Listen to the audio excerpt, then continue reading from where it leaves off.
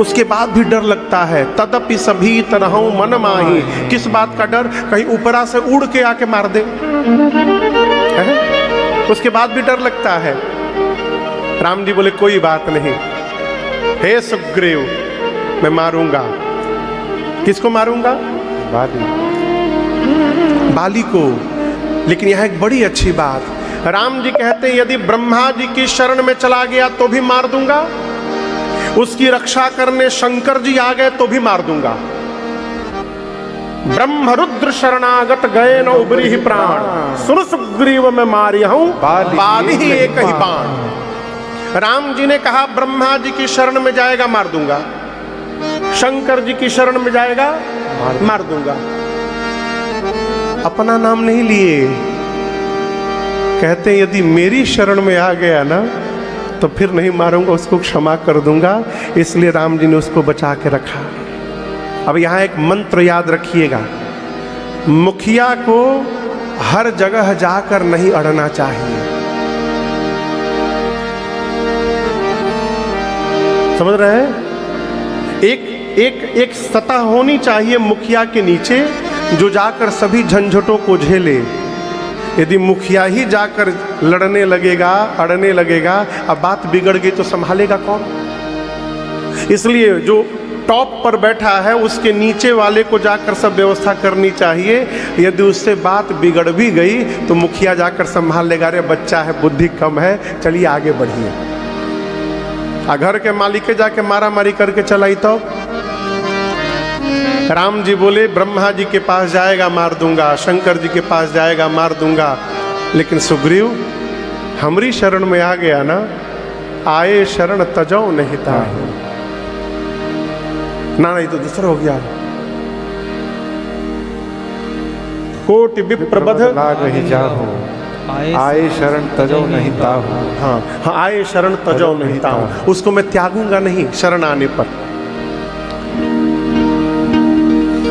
भगवान ने इतना कहा तो सुग्रीव को विश्वास नहीं हुआ। इस बात को याद रखिएगा। सरकार थोड़ी कड़वी बात है, बोले आप बैठे हैं सरकार, बोलूं थोड़ा कड़वी बात है। मंदिर में यदि कोई बैठकर भगवान की पूजा कर रहे हैं पुजारी जी, मैं क्षमा पूर्वक कह रहा हूं, उनका भगवान में विश्वास होगा यह आवश्यक नहीं है।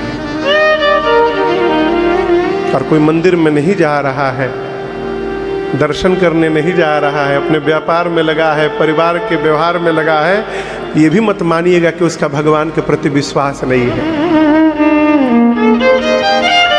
सुग्रीव राम जी के साथ है, भगवान ने सुग्रीव को गले लगाया है।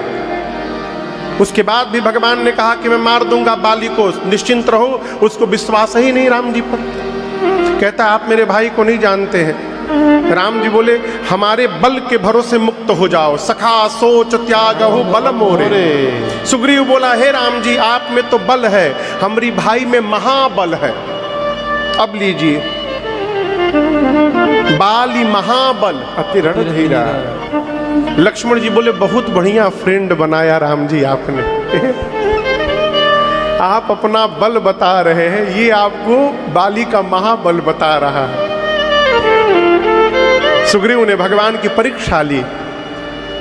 जब भगवान परीक्षा में उत्तीर्ण हुए और उसको विश्वास हो गया सुग्रीव को, अरे राम जी केवल बल बोल रहे थे, मैंने बाली का महाबल बोला, लेकिन राम जी में तो ना बल है ना महाबल है, राम जी में अमित बल है, ये तो अवश्य मार सकते हैं बाली को।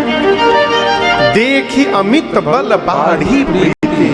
अब विश्वास हो गया, बाली बधब इन भय बरती थी। अब देखिए जब इसको पता चल गया कि बाली को मार सकते हैं, उसकी भाषा बदल गई। बिना पेनी का लोटा है सुग्रीव, बिना पेनी का लोटा देखे हैं?